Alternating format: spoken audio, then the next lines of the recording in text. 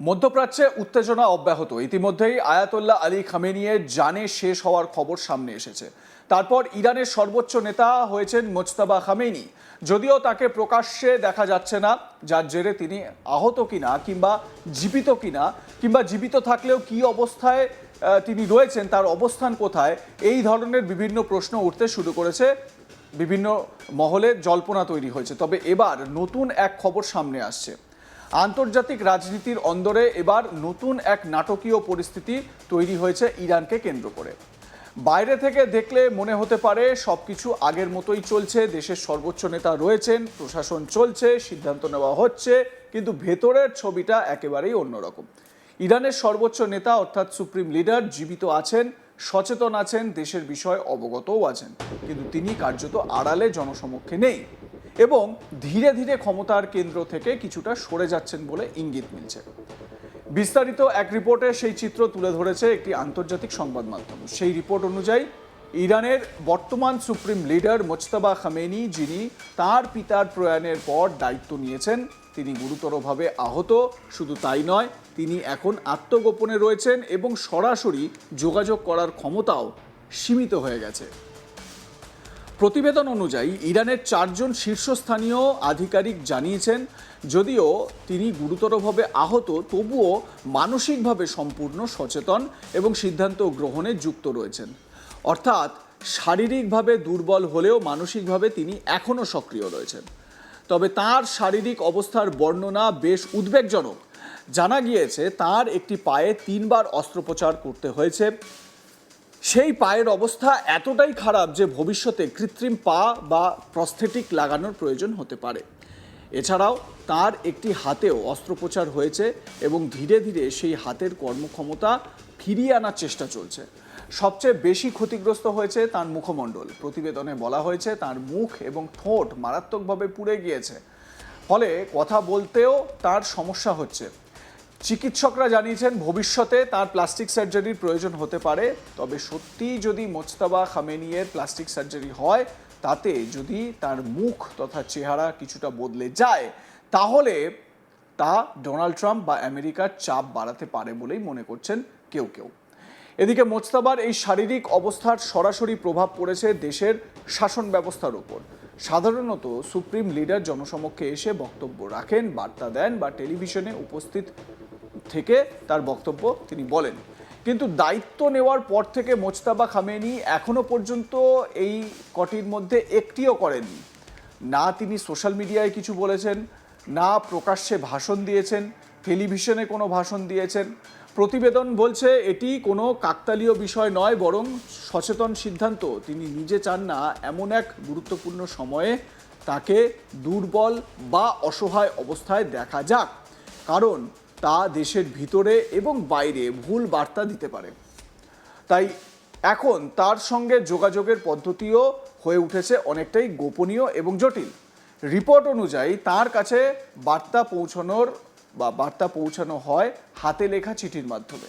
সেই চিঠি খামে ভরে একাধিক মানুষের মাধ্যমে, কখনো গাড়িতে, কখনো মোটরসাইকেলে করে বা কোনো কারোর গাড়িতে করে পৌঁছে দেওয়া হয় তার গোপন আশ্রয়ে। তার উত্তরও একইভাবে তার দিক থেকে আসে।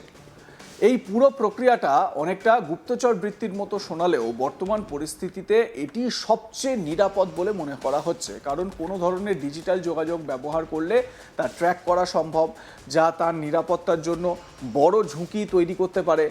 এমনকি দেশের শীর্ষস্থানীয় কর্মকর্তারাও তার সঙ্গে সরাসরি দেখা করতে ভয় পাচ্ছেন। প্রতিবেদনে বলা হয়েছে অনেকেই আশঙ্কা করছেন যদি তারা তার কাছে যান, তাহলে শত্রুপক্ষ সেই সূত্র ধরে তার অবস্থান জানতে পারে এবং হামলা চালাতে পারে। এই পরিস্থিতিতে স্বাভাবিকভাবেই প্রশ্ন উঠছে, তাহলে দেশের সিদ্ধান্ত কে নিচ্ছে? প্রতিবেদনে বলা হয়েছে এখন কার্যত ক্ষমতার কেন্দ্র চলে গেছে সেনাবাহিনীর হাতে। বিশেষ করে ইরানের শক্তিশালী বাহিনী ইসলামিক রেভলিউশনারি গার্ড কোরের একদল শীর্ষ কমান্ডার এখন যুদ্ধ কূটনীতি এবং জাতীয় নিরাপত্তা সংক্রান্ত সিদ্ধান্তে প্রধান ভূমিকা নিচ্ছেন। এক প্রাক্তন উপদেষ্টা আব্দুল রেজা দাভেডি, যিনি একসময় প্রাক্তন প্রেসিডেন্ট মাহমুদ আহমাদিয়ান এর সঙ্গে কাজ করেছেন, তিনি এই পরিস্থিতিকে একটি কর্পোরেট বোর্ডের সঙ্গে তুলনা করেছেন। তার কথায় মোজতাবা দেশ চালাচ্ছেন বোর্ডের ডিরেক্টরের মতো, আর জেনারেলরা হলেন সেই বোর্ডের সদস্য, সবাই মিলে সিদ্ধান্ত নিচ্ছেন। এই মন্তব্য থেকে স্পষ্ট ইরানের শাসন ব্যবস্থায় বড় ধরনের পরিবর্তন এসেছে। আগে যেখানে সমস্ত ক্ষমতা এক ব্যক্তির হাতে কেন্দ্রীভূত ছিল, এখন সেখানে একাধিক সামরিক নেতার মধ্যে ক্ষমতা ভাগ হয়ে গেছে। বিশেষজ্ঞদের মতে এটি একটি বড় পরিবর্তনের ইঙ্গিত। বিশেষজ্ঞরা বলছেন যে এই মুহূর্তে মোজতাবা পুরোপুরি নিয়ন্ত্রণে নেই, বরং তাকে অনেক সময় এমন সিদ্ধান্তের সামনে দাঁড় করানো হচ্ছে যা আগে থেকেই ঠিক করে ফেলা ছিল।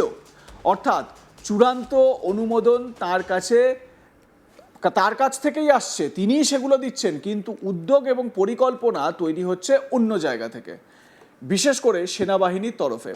এই পরিবর্তনের প্রভাব পড়েছে দেশের রাজনৈতিক কাঠামোর ওপরও। বেসামরিক নেতারা যেমন প্রেসিডেন্ট মাসুদ পেজেশকিয়ান এবং বিদেশমন্ত্রী আব্বাস আরাকচি এখন অনেকটাই প্রান্তিক ভূমিকায় চলে গিয়েছেন বলে জানতে পারা যাচ্ছে। তারা মূলত অভ্যন্তরীণ প্রশাসন এবং দৈনন্দিন কাজকর্ম দেখছেন, কিন্তু কৌশলগত বা আন্তর্জাতিক গুরুত্বপূর্ণ সিদ্ধান্তে তাদের ভূমিকা অনেকটাই কমে গেছে। এই পরিবর্তনের সরাসরি প্রভাব পড়েছে কূটনৈতিক ক্ষেত্রেও।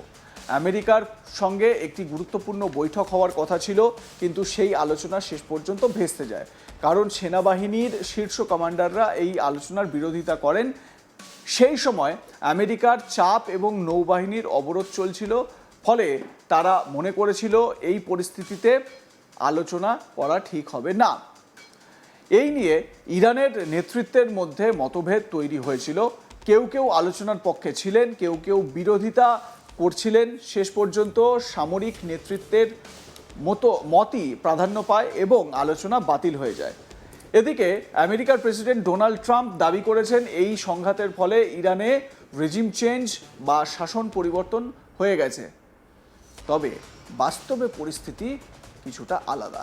প্রতিবেদন অনুযায়ী ইরানের শাসন ব্যবস্থা এখনো অটুট রয়েছে।